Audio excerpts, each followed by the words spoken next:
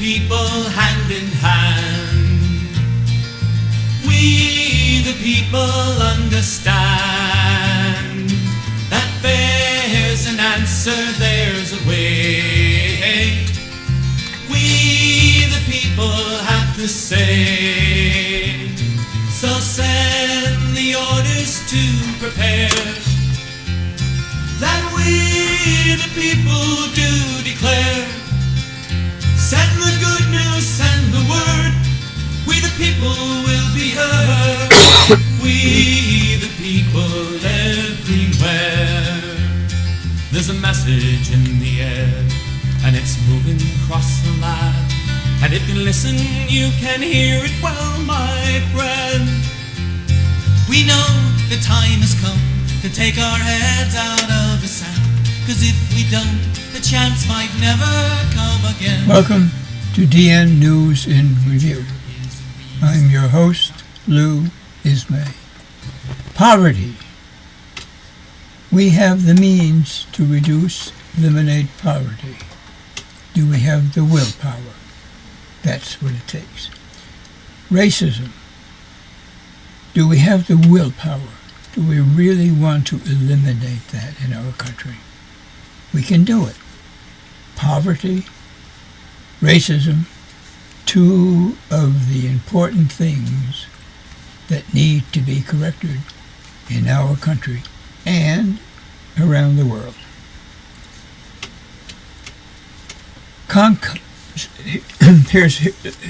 Take a look at this.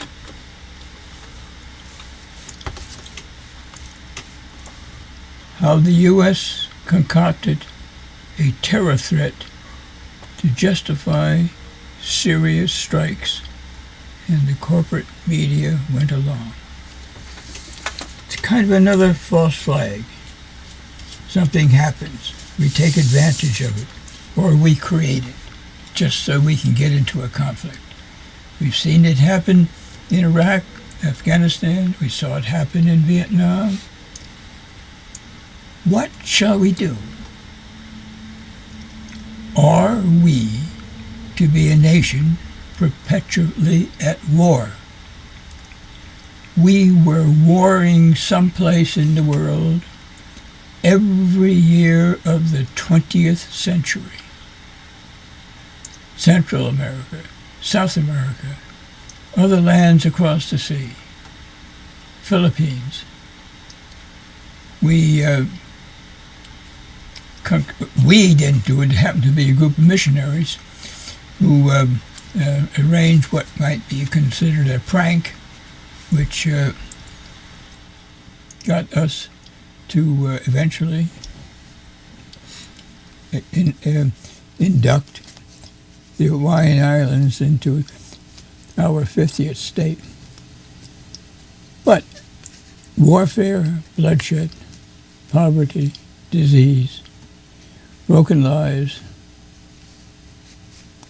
we don't think about these things, do we?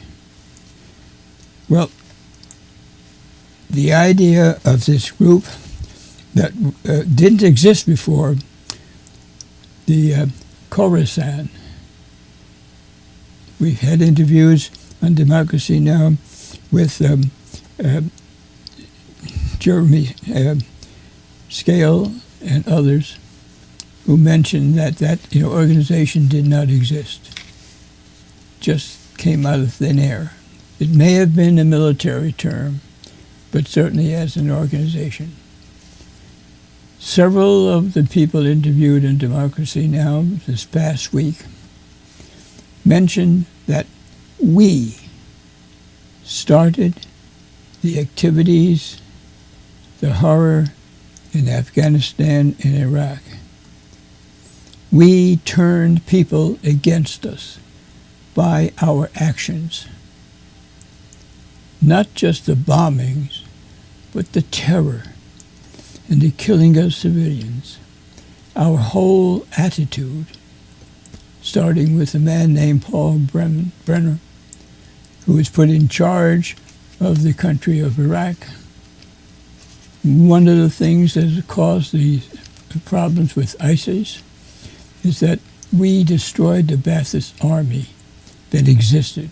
A political group, religion involved, but he just disbanded, literally a stroke of a pen, a well-trained army of 250,000 people.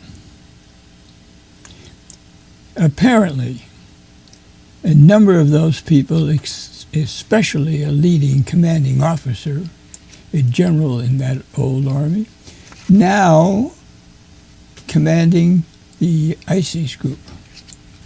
So that would explain, with all those military people angry with the United States of America, angry enough to retaliate, those people in charge will explain the military precision and the way that the ISIS army operates. And so effective in how they operate that they are terrorizing even before they approach a community. Anyway,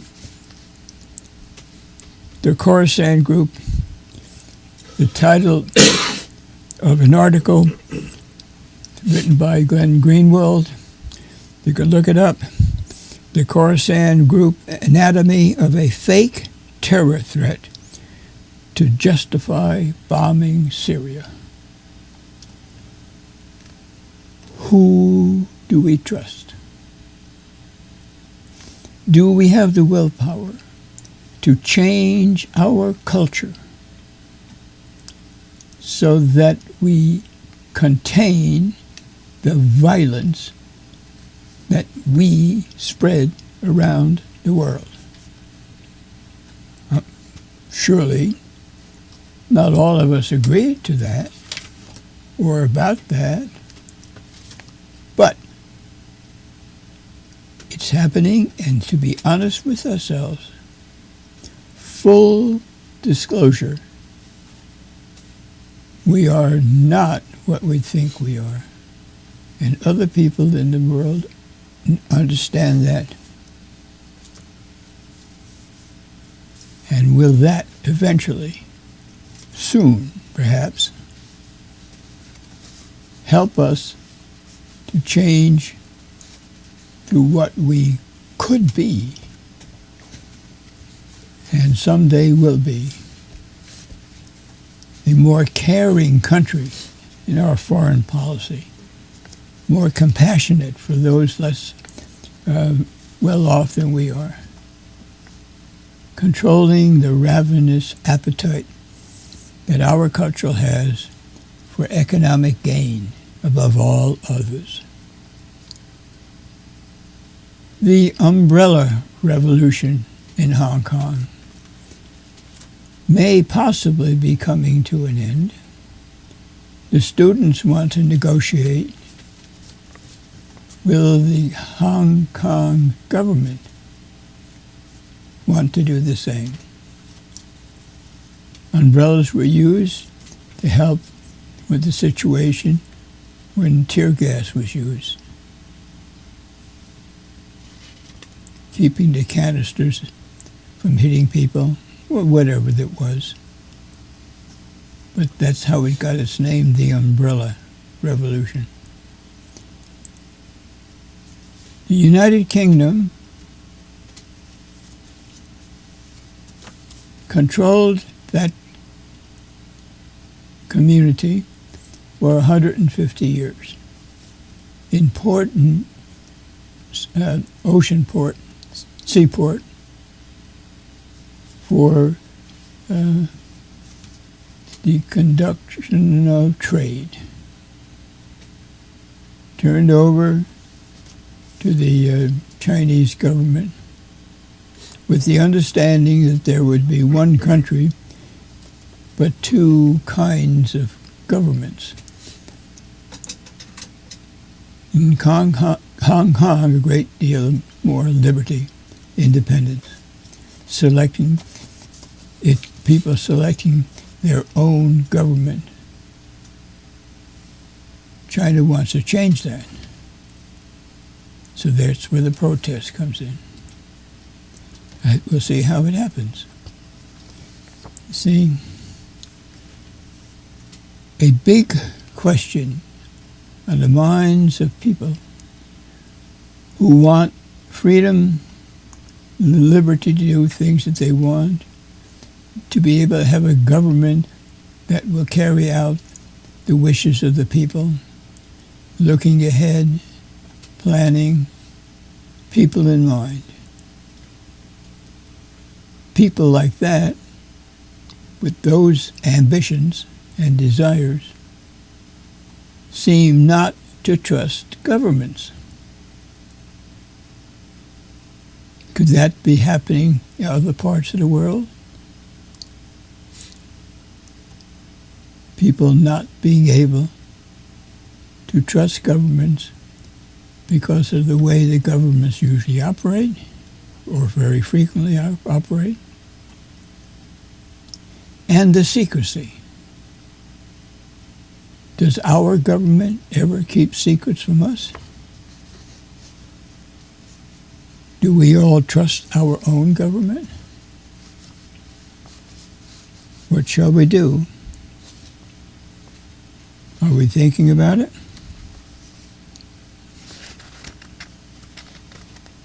The situation in Afghanistan with the new government is rather interesting. The vice president of the new government is especially interested. It's a situation, the vice president was once a very important warlord, considered to be involved in the massacre of approximately 2,000 soldiers. How will he be as a vice president?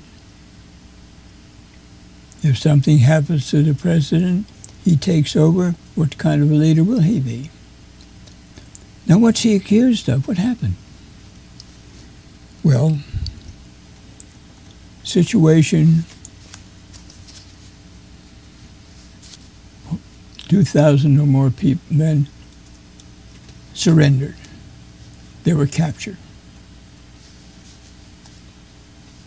And they were packed in containers. Now, we all are familiar with these containers, about the size of an 18-wheeler, a semi. They were packed in, 200 or 300 together. These containers, of course, are on trucks. They loaded or unloaded on trucks.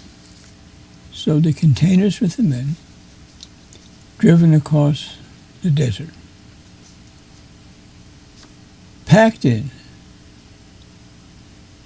literally.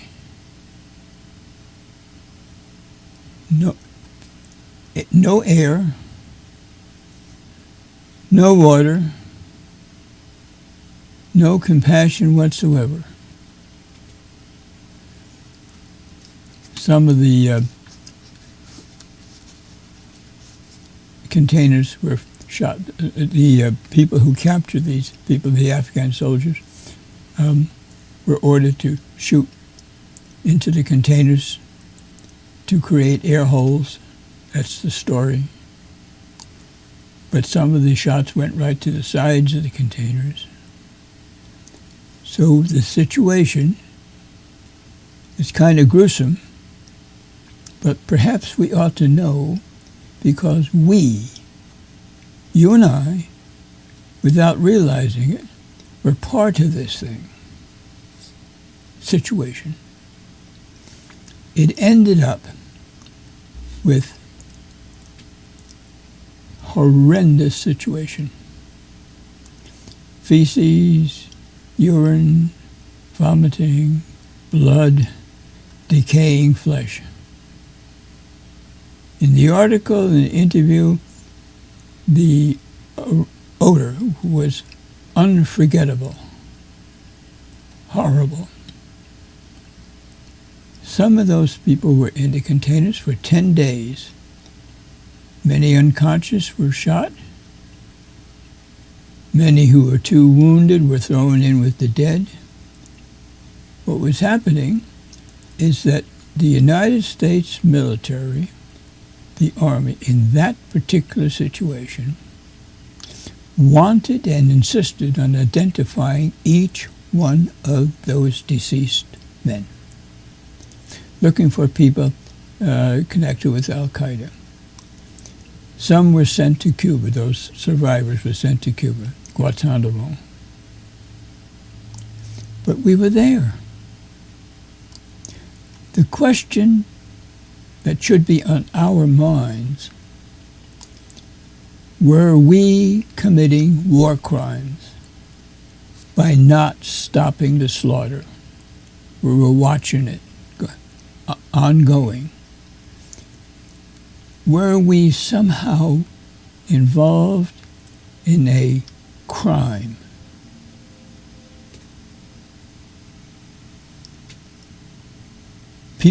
There are people doing these interviews in this particular situation. I think we were. And the United Nations thinks we were too. Now this is all the overview, all the details we're not getting into. You can read that on the Democracy Now! If you want to. democracynow.org.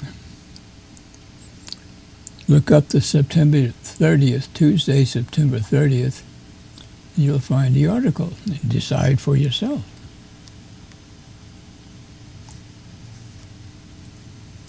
There was an interesting experiment carried on recently. It had to do with mice, but the implications really are rather far-reaching. The experiment. Can a mother who reacts unfavorably to a smell can pass on that unfavorable concept to her offspring? Now we're talking about a smell. So the experiment that was carried on, the rats were subjected to peppermint, but shocked. It was a pleasant aroma, but they were shocked, electroshocks. So when they smelled that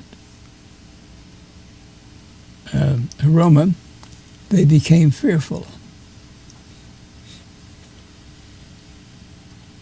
Fearful of a smell.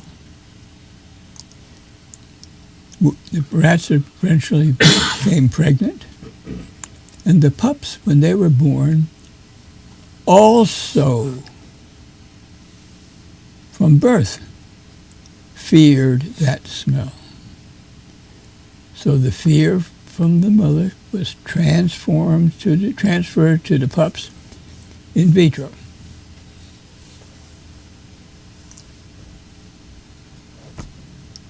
Dr. Mate in Vancouver, Columbia, British Columbia, realized that as a child, when the Nazi troops came into Budapest, Hungary, Jewish population were fearful, very fearful. He was in his mother's womb. Years later, he realized that one of his addictions was connected to the fear that his mother felt when she was carrying him.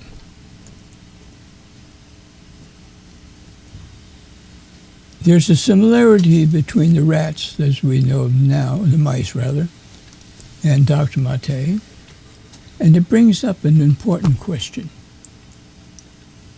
And there may be some health people, researchers, that would want to look into it. The question is, how many generations can be affected. Fears, all sorts of things, psychological things, can be transferred in vitro to the next generation. Now, it may sound far-fetched, but just think. We have fear in our country. If we look around and we talk with people and we observe, the question is raised, what's going on with us? A question, what's going on with us? Could it be that the violence that you and I learn, realize in warfare, the fears, the anguish, post-traumatic stress disorders, we know that from shootings on the campuses, elementary school, college, university, Aurora, Colorado, the theater, that people are stressed and fearful and exhibit the same kinds of responses to life as the soldiers and Marines and the sailors who experience fighting on the battlefield. Whether they're in ships or whether they're in planes or whether they're fighting with using drones or whether they're shooting on the ground. PTSD. Are we unwittingly a nation of many, many people with PTSD? And what causes that? Warfare? And we are almost a nation of perpetual war.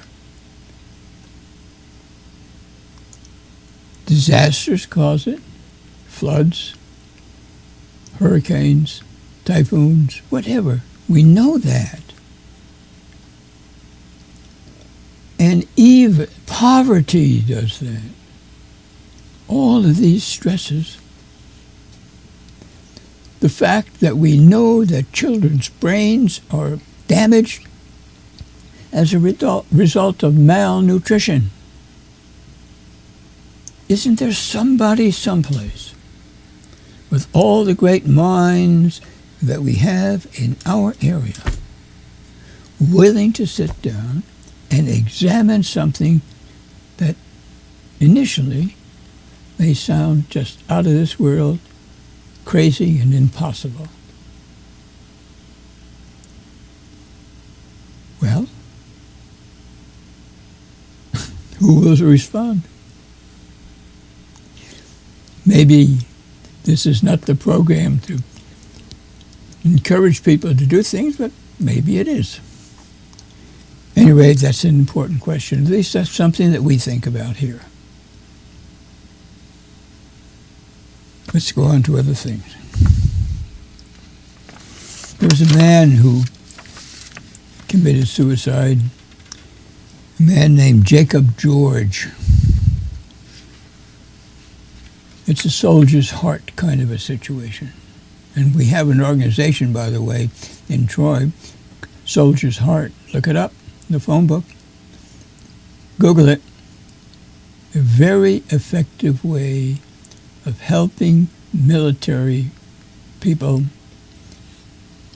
recover using methods used by indigenous people around the world. Welcoming the warrior back to the community. An important, critical first step in readjusting and continuing with a good, wholesome life. Soldier's Heart. Anyway, back to Jacob George. He was in Afghanistan. suffered PTSD, was a musician, was an activist, doing very, very well, highly respected by people who knew him, good things happening. When our president, Mr. Obama, indicated that we were going back to bombing Iraq and then into Syria, that was more than Jacob George could stand. And he killed himself. Well, one man out of 9 billion people. But one man with courage, and then expressing himself, his disgust, whatever it was, the way he did. At times, doesn't happen frequently anymore, but there were times, especially in the Vietnam War situation, well, people immolated themselves, set themselves on fire, as a protest, call attention of the rest of us that something is going on that we ought to be aware of and we ought to do something about, calling our attention. Well, is this what Jacob George did? And his fellow veterans talk about it, or talked about it, on Democracy Now! Other things going on in the news.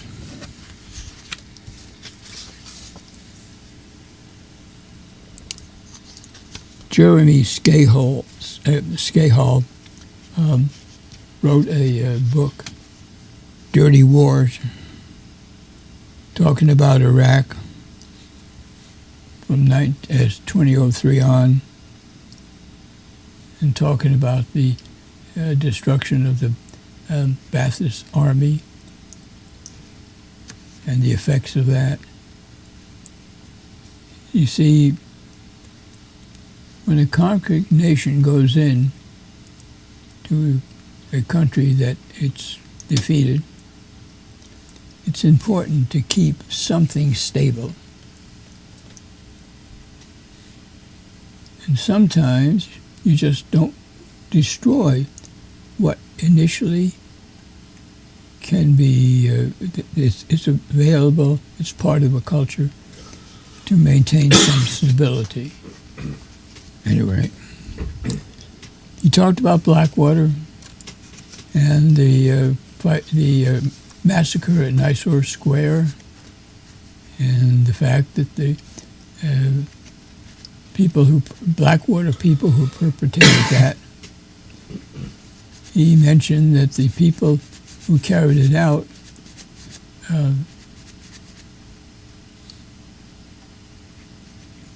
should include Eric Prince, the creator and CEO of the organization Blackwater, which has changed its name now a couple of times. He also commented on the fact that Australia is now part of the coalition that's doing the bombing. And other people from time to time last week spoke about the issue of bombing Syria, the fact that the United States has created it. This is not a UN sanction kind of thing. It's not even a NATO sanction activity. It can only do so much. And there's more talk during the week about the need, boots on the ground, which means also blood and guts on the ground. We realize that, don't we? We're a strange people. We didn't want, we wanted our armies out of both Afghanistan and Iraq. And so it was done. Now some of us get annoyed with our president and say, you haven't done anything, you shouldn't have done that. Now, a few years ago, we didn't want any more fighting. Now a great many of us do. And what happens with diplomacy? Do we have any in our foreign policy? Do we as a people have some idea of how we want to get along with the rest of the world, or do we always want to be the bully, which we have been? Do we want to get along with others? Will we have to get along with others in order to solve the warming of the planet situation? Do we want to do that? And if we do, what shall we do? And how do we treat people within our country who need help, and the people who around the world who could benefit by our goodwill and from the lessons that we've learned? The Iraqi veterans are celebrating their Iraqi veterans against the war are celebrating their 10th year of existence. And one of the things that group brings up are the reparations. How are we going to pay the people that we've damaged? How do we treat the families of their survivors of these people who died or injured or mutilated by our military actions? How do we give reparations to the countries that we've destroyed, their communities? And how do we effectively take care of our own veterans from those conflicts, especially the Iraqi war? Well, 3 people spoke. Kelly Doherty, who's one of the co-founders of the group, and Brooke McTock, who is a veteran. Scott Olson. Scott was a chap who had a couple of tours in Afghanistan, and then during the occupying of Oakland, was hit by a police tear gas grenade and nearly lost his life. Anyway, their comments about the war and what we should be doing. Perhaps we ought to think about the reparations. Should we be paying them? Isn't that the right thing to do? Especially when it was a false flag war? False flag. Weapons of mass destruction. Weapons of mass destruction.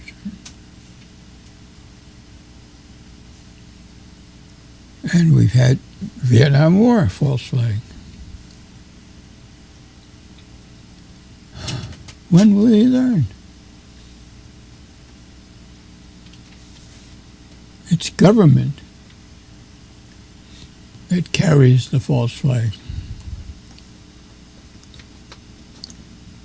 There was a conversation with the author of a book, Peter Kornblock and William Leo Gandhi, regarding the discovery of secret documents that were declassified, showing the relationship between the United States and Cuba. And one of the things that pointed out that Mr. Kissinger, when he had power within the government, wanted to bomb Cuba in retaliation for the fact that the Cuban government sent military assistance to Angola, when the people who wanted democracy needed some help. We didn't realize that or know it at the time. But we're learning over the years what went on in the past. Someday it'll be interesting to know such things as the background in 9/11, the bombing of the Murrah building in Oklahoma, and other such events that preceded these. What really went on? We're still learning. People still have opinions regarding the tragedy with JFK. Well, when we learn, what do we do with the lesson? In Mississippi, in Scott County, the ACLU is involved. There are people held indefinitely in prison. 2 of the prisoners have brought suit against the county. There are approximately 50 people being held. Well, they're held. They've not been indicted. And they have not been given an opportunity to speak with a lawyer. So they're just held in limbo. Does this happen in other places in the country? People held without access to law, to a lawyer? Well, it turns out, yes. We know of one case in New York City, Rikers Island, 16-year-old boy accused of stealing, would not take a plea bargain, wanted a trial. He was lost he spent 800 days in solitary confinement. A 16-year-old. Spent about 3 years in jail. There's so many things on it. We know the difference between a prison and a jail. A prison is a place that people go after they've been judged guilty, indicted, judged to be guilty. A jail is where people are held until they get a hearing or a trial, which is supposed to be speedy. But because it's less expensive, people in jail are frequently given a plea deal.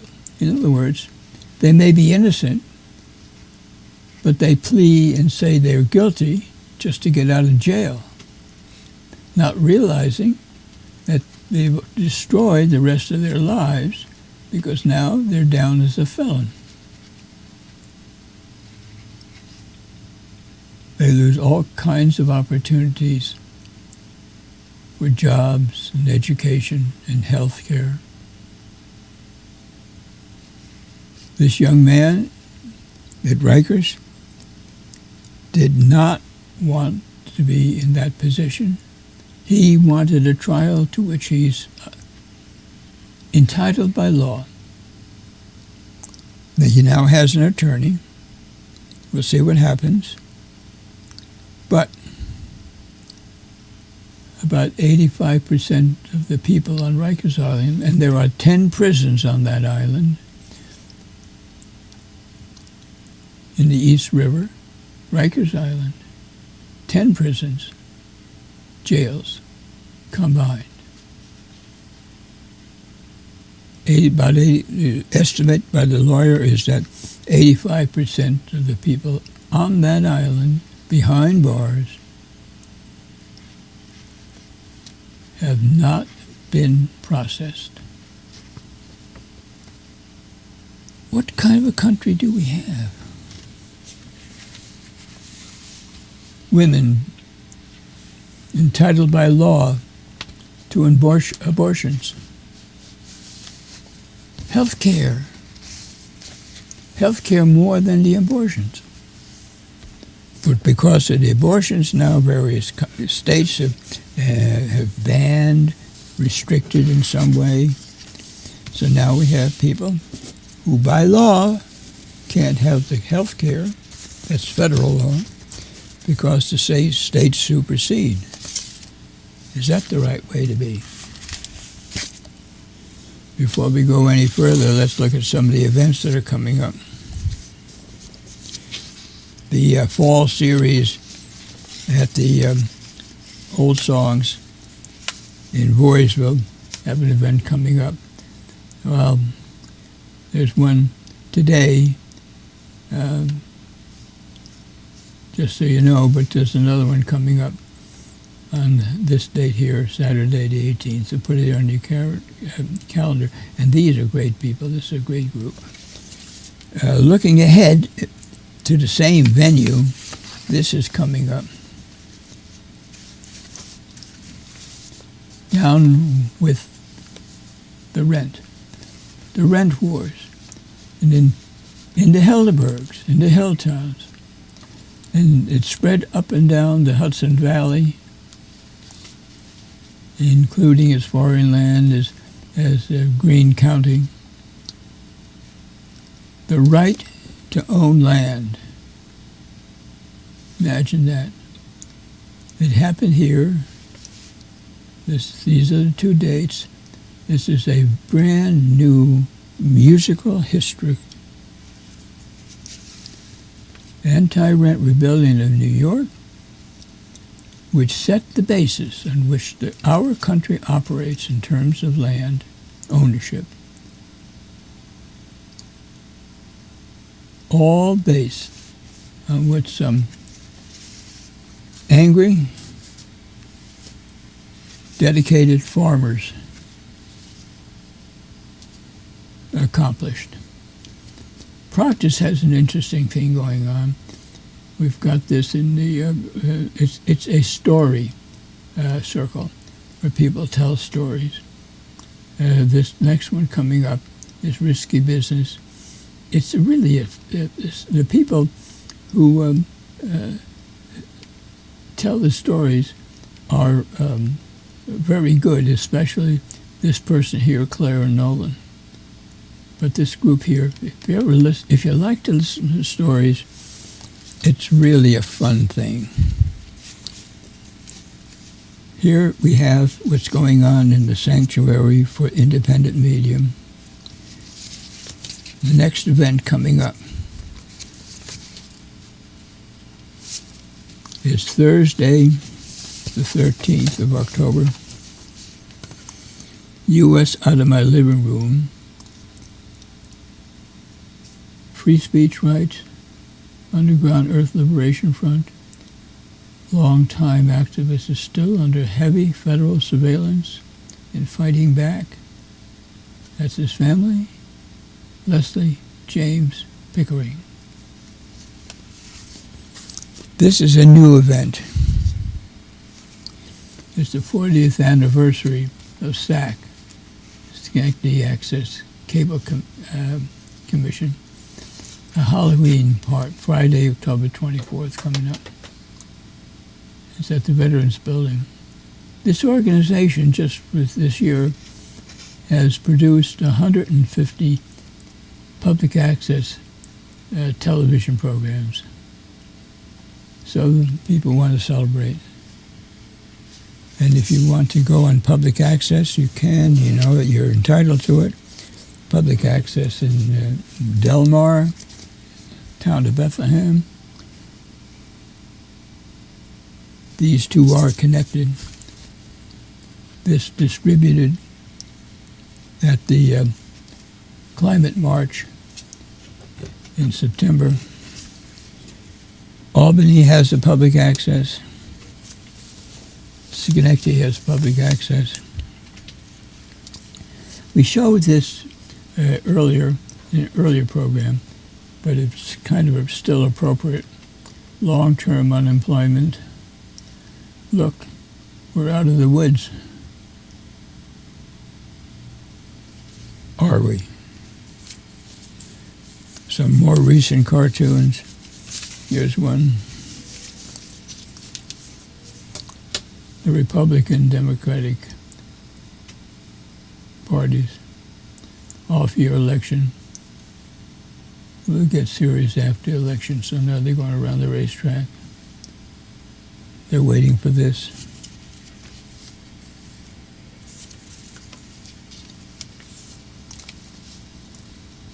Assad, have you wiped out all the bloodthirsty terrorists yet in Syria yet? And there we are.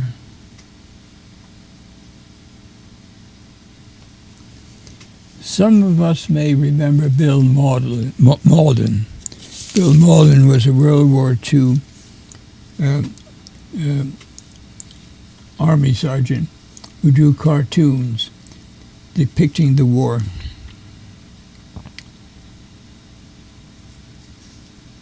We'll get back to it. Here we are. Ebola, Hillary, Putin, ISIS.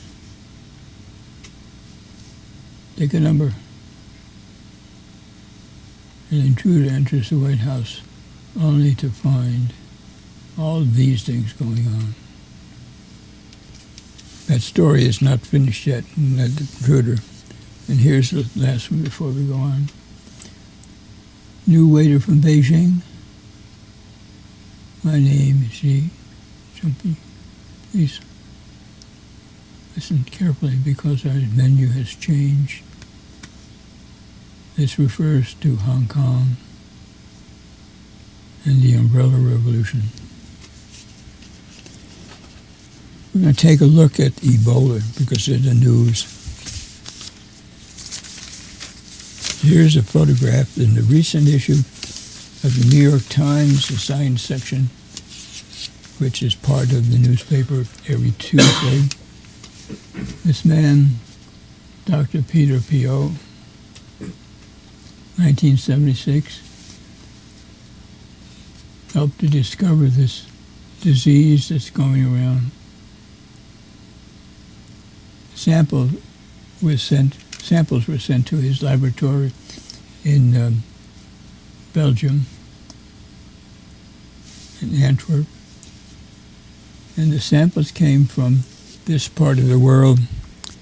The nun was dying, the people on the job, the people working with not AIDS, helping people, not on the AIDS disease, but helping people, were from Yambuka. And this is the Ebola River, from which the disease is named. This is now the Democratic Republic of Congo. At the time that was found, it was known as Zaire, and prior to that, the Belgian Congo, owned by the King of Belgium, by the way, this whole territory. That's another story. It might be interesting to look it up for yourself in the history books. Anyway, the point is that the Times carried a story of how the Ebola was found, and as a result of the blood of this nun who had died, who at the time was dying, and the frantic campaign activities to find out more about this disease. And we know that it can be controlled, although there's no cure. Can be controlled. And some new drugs been developed. So we know that at least one of them works. But that it's very expensive and it takes a great deal of time before a new batch can be made. But we're learning. We just have to be careful. There was an interesting article in the recent issue of the Smithsonian magazine. This is the issue. And the story has to do with Wonder Woman, the original story of Wonder Woman. And it's a life of her creator. Summer of 1942.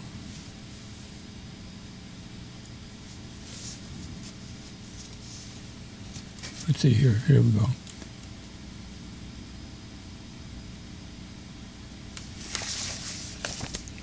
Wonder Woman has done a great deal for women's rights, influencing girls and helping to, in a way, I suppose, liberating them.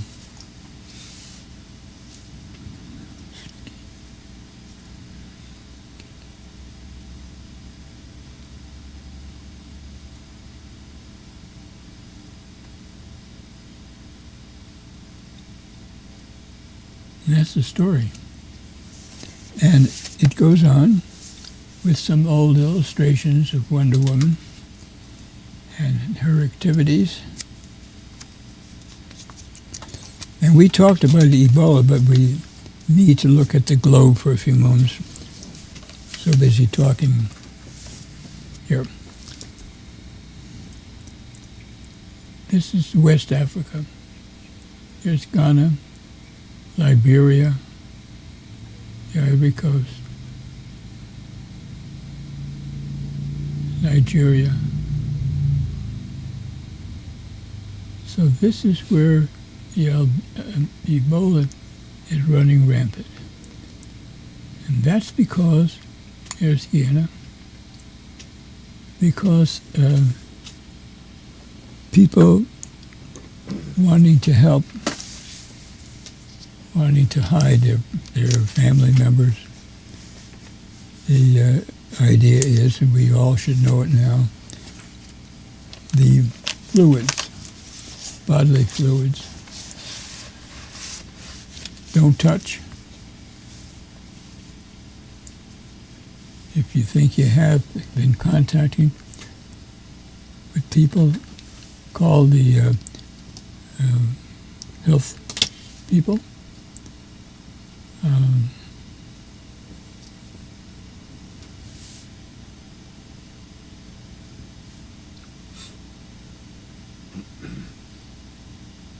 This was part of this popular culture, was bad for girls.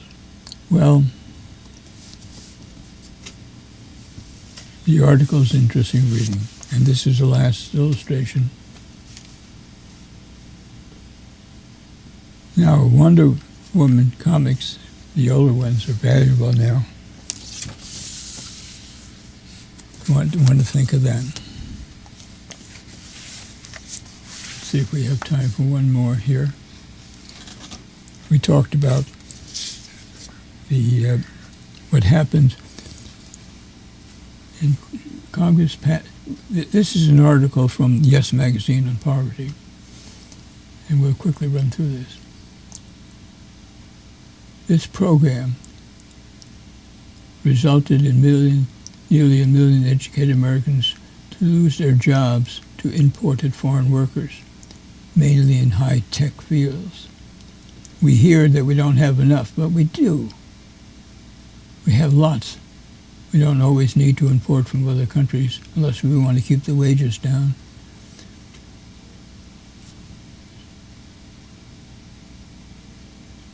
And then we've talked about this once before. 1999 cut 25% to GE's workforce and became famous as the ultimate manager of the 20th century.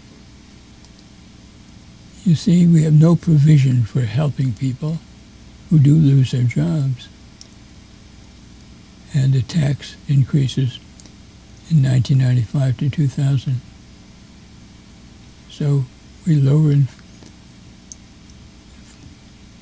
inflation, interest rates generate stronger economic growth since 1960s, boosting wages of the middle class. But then, and we'll go on with this another time, then we get into the 1970s, and we have the situation with the Bush administration in the 2000s, 2001.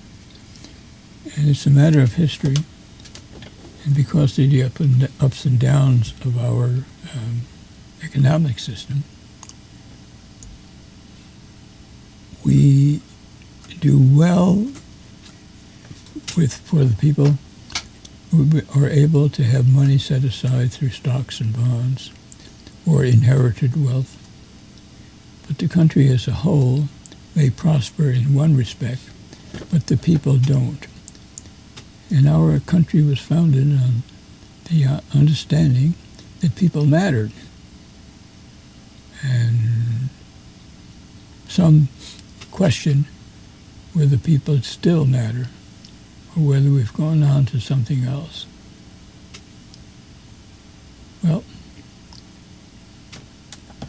what are we going to do? What shall we do? Thanks for being with us. I want to thank Glenn Jarrett for his engineering. Support your local food banks, your food pantries, independent bookstores, independent cinemas. Be aware of what's going on in the community. Plan for next year to grow some vegetables, if not for yourselves, to give some at least to the food banks.